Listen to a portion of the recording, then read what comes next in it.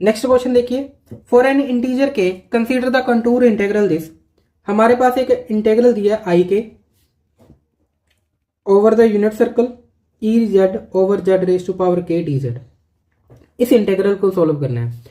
तो ध्यान से देखो, अगर हम यहाँ पे इंटेग्रल सोल्व करने जाएं, के हमारा क्या है, इंटीजर है। अगर के इंटीजर है, हम के को से सपोज 1 ही ले लें, के को 1 लें, तो इंटेग्रल ये बन जाएगा mod of z equal to 1 e z over z d z. और इसको अगर कॉशी इंटेग्रल फॉर्मूले से सोल्व करेंगे, आंसर क्या आ जाएगा 2 पाई आयटा, और जीरो पुट करेंगे ई जीरो में तो ये 1 हो जाएगा। तो आंसर आएगा 2 पाई आयटा फॉर के इक्वल टू 1। अब ऑप्शन देखो, फर्स्ट ऑप्शन कह रहा है आई के 0 फॉर एवरी इंटीजर के, बट के को अगर 1 लें वो तो नॉन जीरो आ रहा है, तो फर्स्ट ऑप्शन इनकरेक्ट होगा। सेकंड कह रहा है आई के नॉन जीरो इफ के ग्रेटर देन इक्वल टू 1, वो चलो के 1 के लिए नॉन जीरो आ रहा है, बाकी हम देखते हैं आगे। देखो सेकंड ऑप्शन को हम वेरीफाई करते हैं, अगर के कोई भी पॉजिटिव इंटीजर है ग्रेटर देन इक्वल टू 1, तो पक्की बात है हमारे पास जो ये अंदर फंक्शन है इसके पास z इक्वल टू 0 पे सिंगुलैरिटी होगी। अगर 0 पे सिंगुलैरिटी होगी तो इसके ऊपर कॉशी इंटेग्रल फॉर्मूले से सॉल्व करें अगर लगाकर, तो वो बनेगा ना 2 पाई आयटा ओवर के माइनस 1 का फैक्टोरियल इंटू ई जेड का के माइनस 1 टाइम डेरिवेटिव, जो कि सेम आ जाएगा, और उसमें z को 0 पुट करेंगे तो 1 आ जाएगा। सो दैट मीन आई के की जो वैल्यू है वो बनेगी 2 पाई आयटा ओवर के माइनस 1 का फैक्टोरियल फॉर ऑल के ग्रेटर देन इक्वल टू 1। तो पक्की बात है आई के नॉन जीरो आएगा ना अगर के ग्रेटर देन इक्वल टू 1 हुआ, तो सेकंड सही है। अब थर्ड ऑप्शन देखो, थर्ड कह रहा है आई के का जो मोड है लेस देन इक्वल टू होगा आई के प्लस 1 मोड से फॉर एवरी इंटीजर के। अगर इस ऑप्शन की बात की जाए, अगर हम यहाँ पे देखें के को अगर हम 1 पुट करें, के को अगर 1 लेंगे तो i1 की वैल्यू देखो यहां से क्या बनेगी 2 पाई आयटा।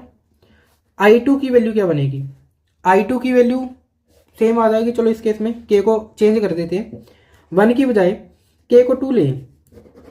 अगर के को 2 रखें, अगर के 2 है तो i2 की वैल्यू क्या बनेगी, i2 बनेगा 2 पाई आयटा बाय 1 का factorial, that mean 2 pi eta.